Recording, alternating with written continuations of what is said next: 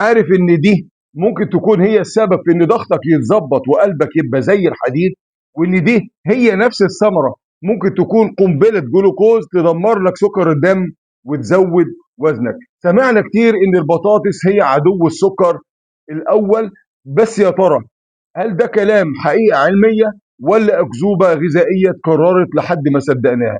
النهارده ان شاء الله هقول لك كلام كتير قوي في ناس كتيرة ما تعرفهوش.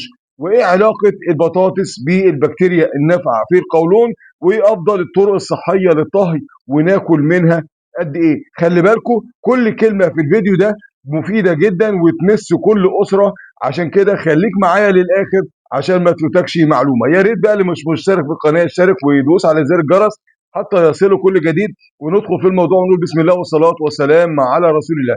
البطاطس محبوبة الجماهير اللي مفيش بيت بيخلو منها، صح كده؟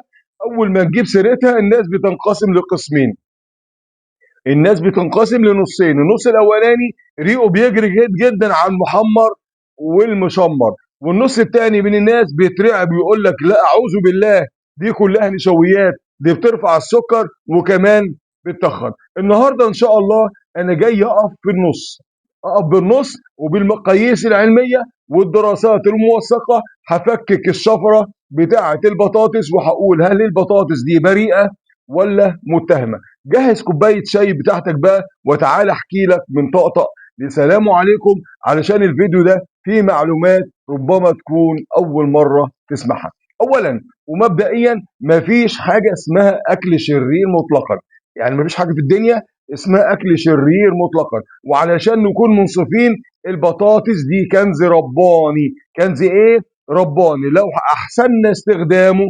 ليه بقى بنقول عليه كنز رباني؟ اولا البطاطس مصدر جبار للبوتاسيوم، وانتوا عارفين البوتاسيوم يعني ايه؟ يعني توازن ضغط الدم، يعني راحه للاعصاب وراحه ايه؟ للعضلات. يعني قلبك بيدق بايه؟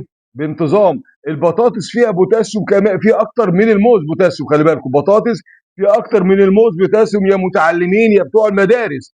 ايه تاني في البطاطس؟ البطاطس المسلوقه بقشرها، البطاطس المسلوقه بقشرها فيه فيتامين سي، لكن طبعا ده بيروح مع القلي والحرق. يعني بتكلم عن المسلوقه بقشرها، لكن مع القلي والحرق ما بتلاقيش فيها فيتامين سي خالص. ثالث حاجه البطاطس بتدي طاقه سريعه ونشويات سهله الهضم، يعني ده ممتاز للرياضيين وللاطفال في طور النمو. رابع حاجه والاهم، لو اكلت البطاطس بقشرها فانت يعني مسلوقه بقشرها بتاخد الياف بتساعد على الشبع وبتحسن الهضم عند اكلها باعتدال. اي حاجه لازم يكون باعتدال. اذا البطاطس في حد ذاتها مش عدو، البطاطس في حد ذاتها مش عدو، هي ممكن تكون صديق لجسمك لو طبختها صح وأكلتها بالكمية الصح. طب ازاي بقى؟ طب ازاي الصدوق ده ممكن يقلب لعدوك؟ يعني ممكن الصديق الصدوق ده ممكن يقلب عليك ويحولك يتحول لعدو. ركز معايا في الأخطاء دي. أول حاجة الطامة الكبرى وهي القلي في الزيت الغزير. البطاطس المقلية اللي احنا بناكلها، لما بتحط البطاطس في الزيت المغلي بيكون على درجة حرارة عالية جدا، انت مش بتزود سعراتها 10 اضعاف بس، لكن انت بتعمل مصيبة تانية. المصيبة التانية ايه؟ النشا اللي موجود في البطاطس مع الحرارة العالية بتاعة الآلية وتغيير اللون للون البني الفاتح ده او اللون الغامق، بينتج منه ماده اسمها اكريلاميد، وانا اتكلمت عنها كتير قبل كده. الماده دي كيميائيه، ماده كيميائيه. الدراسات بتقول ان كثرتها غلط جدا جدا، كثرتها في الجسم بتكون غلط جدا. ليه؟ لانها قد تكون مسببه من مسببات السرطان على المدى البعيد، عافاكم الله. شفتوا من القلي بيعمل ايه؟ شفتوا البطاطس المقليه بتعمل ايه؟ تاني حاجة من الأخطاء اللي بنعملها رفقاء السوق مع البطاطس. البطاطس ليه رفيق سوق؟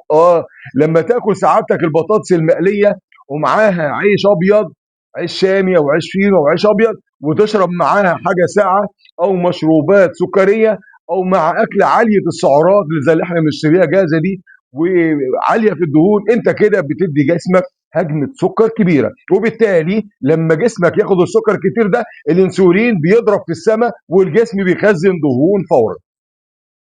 ولازم نعرف ان القشره بتاعه البطاطس دي فيها الياف اللي بتبطئ امتصاص السكر، لكن لما بنقشر القشره دي بناخد القلب بتاعها الابيض بس. انت كده بتاخد النشا الصافي اللي بيرفع السكر بسرعه الصاروخ. اذا السمعه الوحشه اللي متاخده عن البطاطس جت من عمايلنا، مش من البطاطس نفسها. السمعه الوحشه اللي بتتقال على البطاطس من عمايلنا احنا. دلوقتي جه بقى الكلام، وقت الكلام الجد للمحاذير اللي لازم كل بيت يعرفها قبل ما ياكل البطاطس. اولا، سر النشا المقاوم. اتكلمنا عليه قبل كده كتير، النشا المقاوم في العيش وفي البطاطس وغيرها وغيرها. يا جماعه، احنا لو سلقنا البطاطس انا هقول لك بصراحه كده اهو، احنا لو سلقنا البطاطس ودخلناها في الثلاجه كذا ساعه وبعدين طلعناها ناكلها بارده او نسخنها بسيط، اللي بيحصل ايه؟ ان النشا اللي موجود في البطاطس بيتحول لنوع تاني اسمه نشا مقاوم، والنشا ده مفيد جدا جدا للجسم.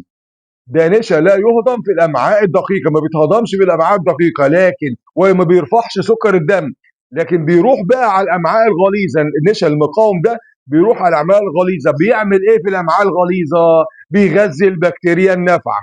يعني بيغذي البكتيريا النافعه، واحنا عارفين فايده البكتيريا النافعه، واللي عايز الفيديو بتاعها يقول لي هبعته له على الروابط على التعليق.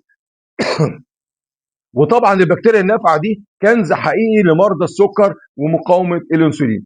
وده لا يعني انك تاكل صينيه بطاطس، مش بيقول لك انك بتعمل كده يبقى تاكل صينيه بطاطس كامله وتقول ده يا عم ده نشا مقاوم مفيد. الكميه يا جماعه ما زالت مهمه جدا، والاعتدال هو الاساس. يعني طريقه التعامل مع البطاطس اهم من البطاطس نفسها. كمان في حاجة عايزكم تعرفوها، لو شفت البطاطساية لونها أخضر، أحيانا كده بيكون البطاطساية لونها أخضر، أو حتة منها بس كده لونها أخضر، أو فيها براعم مزرعة. أنا ما لقيتش منها بصراحة، في أحيانا بتحس إنها مزرعة. دي مش معناها إن بطاطس لسه ما نضجتش. دي معناها إن البراعم المزرعة ولا البراعم دي خير. دي معناها إن البطاطس دي بدأت تكون مادة سامة، بدأت تكون مادة سامة اسمها السولانين. المادة دي لو أكلتها ممكن تعمل لك مغص وإسهال وصداع، وممكن تعمل تسمم غذائي لو احنا أكلناها كتير. يعني إيه نرميها؟ لا، هنقول لك لو هي كلها خضرة وطرية ارميها، لكن لو في بقعة بس خضرة كده مش مالية البطاطساية كلها، البقعة دي لو في حتة صغيرة نقطع الحتة الصغيرة دي بعمق شوية، مش ناخدش القشرة بس، نقطعها بعمق شوية، وممكن نستخدم إيه الباقي. صحتك أغلى من حتة بطاطس. تطلع ايه من الفيديو ده؟ نطلع لو عايز تاخد اعلى فايده من البطاطس اسلقها وسيبها تبرد في الثلاجه قبل الاكل علشان تحصل على النشا المقاوم المفيد. ونحصل على تاني البطاطس المسلوقه او المشويه بقشرها كنز صحي، لكن البطاطس المقليه تعتبر سم بطيء. ابعد تماما عن البطاطس الخضراء او المنبته. طب ايه الكميات المناسبه اللي المفروض ناكلها احنا ناس اصحاء او مرضى سكر؟ للشخص السليم مسموح له ياكل 150 ل 250 جرام بطاطس مطهيه في اليوم، يعني حوالي حبايه او اتنين من دي، ما يزودش عن كده. ودي كميه معتدله جدا وزي الفل، بس لمين؟ للشخص السليم اللي بيتحرك وبيبذل مجهود، مش نايم طول النهار على الكنبه او على السرير وشغال بيتفرج على الشاشات. اما المريض السكر بقى ومقاومه الانسولين، الكميه دي لازم تكون محسوبه بدقه تحت استشاره طبيب مهم جدا كلامه نهائي. لكن غالبا للمعلومات العامه غالبا بيحتاج من 80 ل 150 جرام، بشرط تكون مسلوقه ومتبرده وتتاكل مع، ما تتاكلش كده لوحديها، بتتاكل مع بروتين او دهون صحيه علشان السكر ما يترفعش. وطبعا قياس السكر والمتابعه مهم جدا. طب ايه افضل طرق طهي البطاطس؟ افضل الطرق هي السلق والشوي والقلايه الهوائيه، وانها تتاكل مع سلطه او بروتين، ولازم يكون باعتدال بعدم الافراط. واسوا طرق للطهي للبطاطس هي القلي العميق المتكرر. وطبعا من الحاجات الغلط ان احنا ناكلها مع الاكلات السريعه الضخمه، واكلها مع مشروبات غازيه او سكريه، والجمع بين الاكثر من نوع من النشويات في نفس الوجبه. في ناس بتجيب بطاطس مقليه وتحشيها في قلب الايه العيش الفينو او العيش الشامي، ده اكثر من نوع من النشويات، ده غلط. اخيرا يا جماعه، البطاطس مش ملاك ولا هو شيطان. طريقه استخدامك لها هي اللي بتحدد هتكون نافعه ولا ضاره. دي كانت حكاية البطاطس من غير تجميل ولا تخويف. ولو عايزيني اقول لكم حكايه اي اكل تاني قولوا لي في التعليقات وانا هنفذ فورا. انت بقى بتحب البطاطس المسلوقه ولا المشويه ولا المقليه ولا في الصينيه ولا بطريقه تانية احنا ما نعرفهاش؟ لو حضرتك استفدت من المعلومات دي وحسيت انها غيرت فكرك، شيره لاصحابك حتى يوصل الوعي لكل الناس، فالدل على الخير كفاعله. كنت في قناتكم قناه تثقيف غذائي وصحي مختار سالم قمر، دايما بنهتم بكل تفصيله لصحتكم واكلكم ولبيت خالي من المتاعب. اللهم علمنا ما ينفعنا وانفعنا بما علمتنا وزدنا علما. اللهم اجعل هذا العمل خالصا لوجهك الكريم واجعله في ميزان حسنات كل من شهده ونشر ابتغاء مرضاتك يا رب العالمين. ما تنسوش تدعوا لي وصلوا على النبي صلى الله عليه وسلم بتعليق، وادعموا القناه بالشير واللايك واي تعليق حتى ننشر الوعي الصحي والغذائي في المجتمع. اشكركم والسلام عليكم ورحمه الله وبركاته.